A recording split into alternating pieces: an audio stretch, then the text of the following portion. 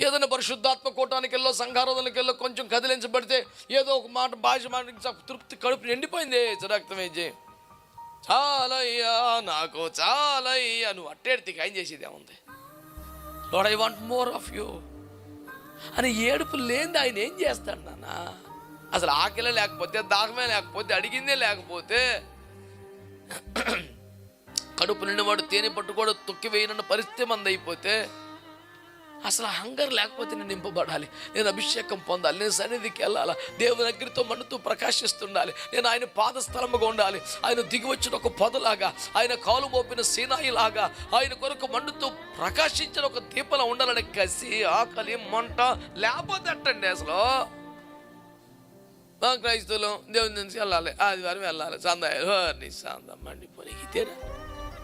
నేను ప్రతి ఆదివారం చెప్తున్న మాట మళ్ళీ చెప్తున్నా, యేసు ప్రభు నీ కోసం చచ్చిపోయి నీ సందా కోసం కాదు. Sunday school మాట్లాడబాకు.